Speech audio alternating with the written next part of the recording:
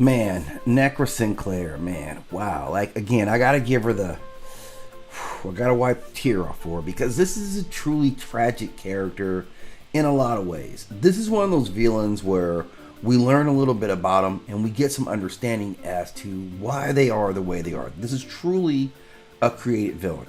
Now, let's talk about Nekra because she swims in hate. Her power literally feeds on hate, both her own hatred and others. So we know her backstory. She was born a mutant with the super pale complexion of African American families, and she was rejected because of this and branded a demon.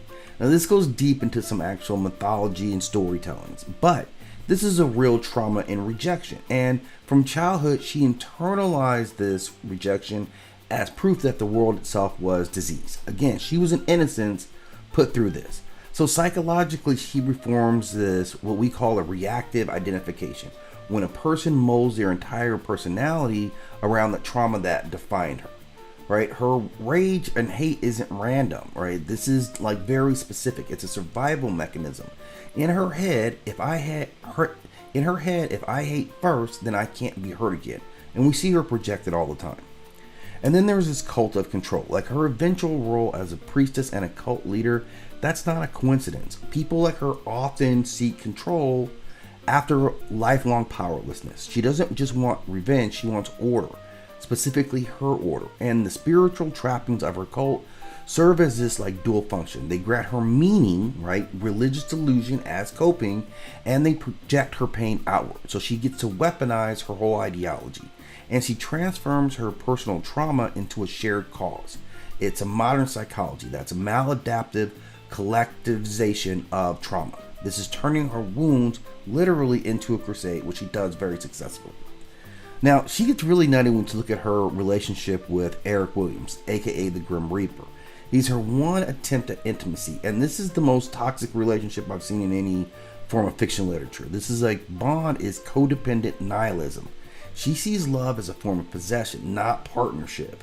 And she craves this closeness, but she also equates this vulnerability with death herself. So when he dies, she literally resurrects him because letting go of him just is not part of her scheme. It's not even her vocabulary. She doesn't believe in healing, only control to collapse. Like, I'm going to have you the way I want you. I think she probably even liked it better that he was dead. So she becomes this mirror of hatred. Her curse isn't just her mutant abilities, it's that she can't exist without emotional chaos at this point. Without hate, she's powerless. Like, literally, she has none of her mutant abilities, but also psychologically, and her whole identity collapses without this conflict. So she herself has become the shadow archetype, right? She's the shadow of the human psyche. She thrives on repression, envy, rage, and she is the unspoken emotional part of society that hides under the civility that we all use every day. And the thing about it is that she is not inherently evil. She's just a dark mirror of every outcast who internalized the cruelty of others. That's what makes her tragic. Now we can look at her and see we've got some very complex PTSD from this chronic social rejection.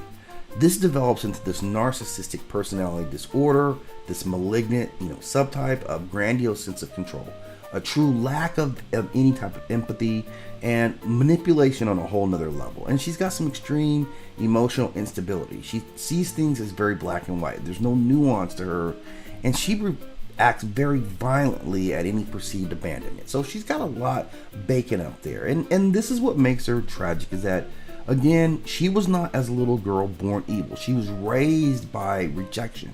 Every cruel stare, every hateful word became her fuel. She attached all of them. So the irony is that her power comes from the same emotion that destroyed her. And she's a living cautionary tale. This is what happens when pain becomes religion and survival becomes vengeance. But we have to be very careful to project, the accountability on someone who was the victim. This is really a story about society and what you create with your own rejection or acceptance, rules and norms. So this is all in society, and we're seeing her the product of that being unleashed on the rest of us through her rage.